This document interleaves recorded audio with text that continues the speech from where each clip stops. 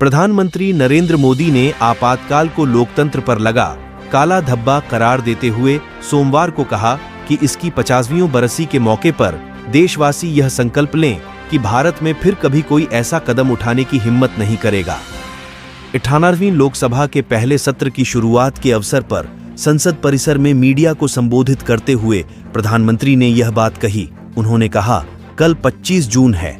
जो लोग इस देश के संविधान की गरिमा के प्रति समर्पित हैं, जो लोग भारत की लोकतांत्रिक परंपराओं पर निष्ठा रखते हैं, उनके लिए 25 जून न भूलने वाला दिवस है।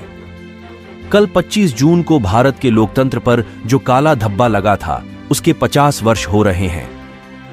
प्रधानमंत्री ने कहा कि भारत की नई पीढ़ी इस बात को कभी नहीं भूलेगी कि उस समय कैसे देश के संविधान को पूरी तरह नकार दिया गया था, देश को जेल खाना बना दिया गया था और लोकतंत्र को पूरी तरह दबोच दिया गया था।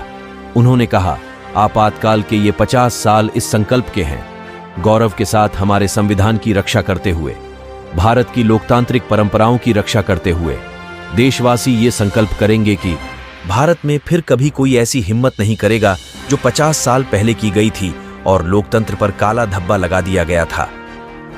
देश में 25 जून 1975 को आपातकाल घोषित किया गया था और यह 21 मार्च 1977 तक जारी रहा। इस अवधि को नागरिक स्वतंत्रता के निर्मम दमन के तौर पर देखा जाता है। इस दौरान तत्कालीन प्रधानमंत्री इंदिरा गांधी के इस कदम का विरोध करने वाले नेताओं को गिरफ्तार किया गया था।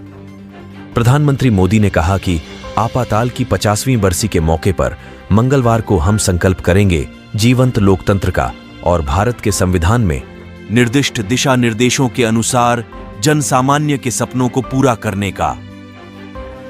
लोकसभा चुनाव के नतीजों का उल्लेख करते हुए मोदी ने कहा कि भारत के संविधान के निर्दिष्ट दिशा निर्देशों के अनुसार जनसामान्य के सपनों को पूरा करने के लिए देश की जनता ने राष्ट्रीय जनतांत्रिक गठबंधन राजगास को लगातार तीसरी बार मौका दिया है। उन्होंने कहा, यह बहुत ही महान विजय है, बहुत ही भव्य विजय है और तब हमारा दायित्व भी 3 गुना बढ़ जाता है। हमें तीसरी बार मौका दिया गया है। 2 बार सरकार चलाने का अनुभव हमारे साथ जुड़ा है। मैं देशवासियों को विश्वास दिलाता हूं कि हमारे तीसरे कार्यकाल में हम पहले से 3 गुना ज्यादा मेहनत करेंगे। हम परिणामों को भी 3 गुना ला करके रहेंगे। इस संकल्प के साथ हम इस नए कार्यभार को लेकर आगे बढ़ रहे हैं। 18वीं लोकसभा का पहला सत्र सोमवार से शुरू हो रहा है। इसके पहले और दूसरे दिन नवनिर्वाचित सदस्यों का शपथ ग्रहण होगा। प्रोटेम स्पीकर नियुक्त किए गए भारतीय जनता पार्टी के वरिष्ठ लोकसभा सदस्य भर्तृहरि मेहताब नवनिर्वाचित सदस्यों को शपथ दिलाएंगे। बुधवार को नए लोकसभा अध्यक्ष का चुनाव होगा।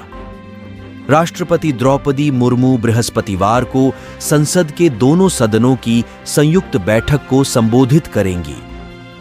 राज्यसभा का सत्र बृहस्पतिवार से शुरू होगा।